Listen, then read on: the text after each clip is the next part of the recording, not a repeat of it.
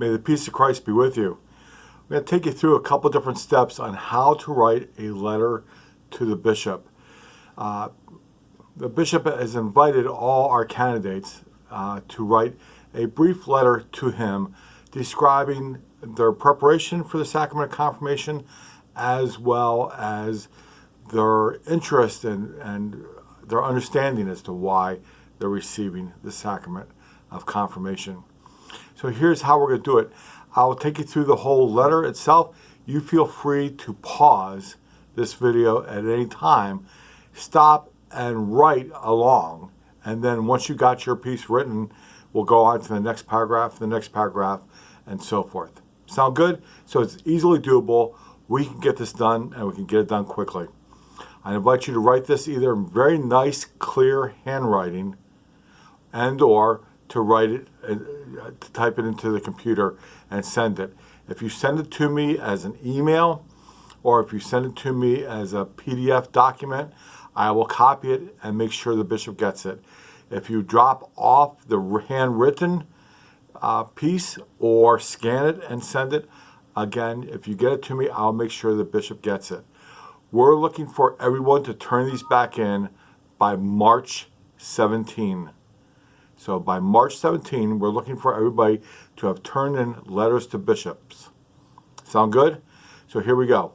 First thing you want to do is you want to, just like with a business letter, you want to include the bishop's name and address and information. And we're putting that up for you on the screen right now. So you can copy that down and send it to him. And then you can send the letter and say, Dear Bishop Madden. He's very comfortable with just Dear Bishop Madden. That'll be fine. So the first paragraph, please introduce yourself. Hi, Bishop. My name is so-and-so. I go to school here. I'm in this grade. This is the stuff I do in terms of activities or the things that interest me. First paragraph, write and introduce yourself to the bishop. This is a good time to pause and just take care of that now and write it down. If you've unpaused, then we're going to ask you to talk about the core classes. We had 5 different core classes that you participated in, 1 in December and 4 in January. We had all sorts of different things happen during those classes. We talked about different styles of prayer. We talked about spiritual and corporal works of mercy. We talked about the gifts and the fruits of the Spirit. We talked about the Beatitudes.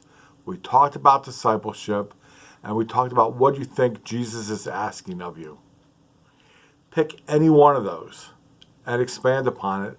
Say, we had to go through these classes, we participated in these classes, and this is the one thing that intrigued me or interested me or challenged me or spoke to me.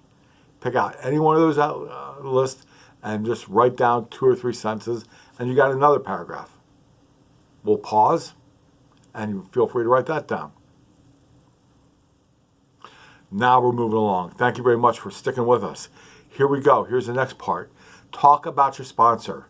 Hopefully right now you're in the process of a couple different weeks of having conversations with your sponsor. Who's your sponsor? What's your relationship to your sponsor? And what have you and your sponsor been talking about? That's another paragraph. Off you go. Also, we're going to ask you to talk about your service. What have you been doing for service? But then again, more importantly, what I've been asking you all along is not only to report on the service, but to report on the service that you did with other people.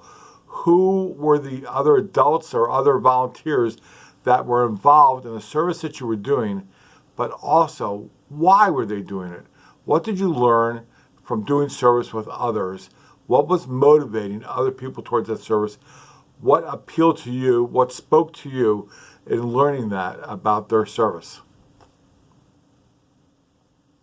And then finally, we're going to talk about retreat experiences. Some of you went to NCYC. Talk about NCYC. What has you experienced at NCYC? What did you gain? What did you learn? In the end of January, many of you participated in the parent young person retreat.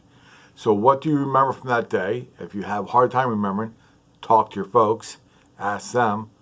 But what did you learn from that day? What did you gain from that day? What was the experience of that day that was good for you? So we're videotaping this right before we go on our family pilgrimage walk through the churches of Baltimore. But it's the same deal. Over the many different churches and holy spaces that you visited, what intrigued you? What spoke to you? What interested you about the different churches and the different things you learned about our Catholic faith, our Catholic history, while you were on that pilgrimage? Some of you have still yet to do a retreat experience, and so we're making sure that you remember that you're going to do a retreat experience on Saturday, March 28th. That retreat experience is going to be called a Spirit Day, and we're going to be building a theme on Be Not Afraid. You can write your letter about that Spirit Day before it happens, but I want you to think about what do you think is going to happen on the retreat, and tell the bishop. What do you think about the theme Be Not Afraid, and tell the bishop what that could mean for you as a young person, for you as a young person of faith. What does that mean for you going into the sacrament of confirmation? Pause. Write it up. Hey, ladies and gentlemen, congratulations. You got a letter to the bishop. Finish it up, clean it up, send it off. Don't wait till March 17th. Get it done now, and you are that much closer to celebrating the sacrament of confirmation in April. It's been a pleasure continuing to be with you and to be of service with you. Please help me out and help me collect all of these letters by getting them into me in a timely and efficient manner. God bless you. I hope this letter is a good opportunity for you to look back and consider what you've done and how you prepared for the sacrament of confirmation, and to really discern how you are prepared for the sacrament of confirmation. Thanks.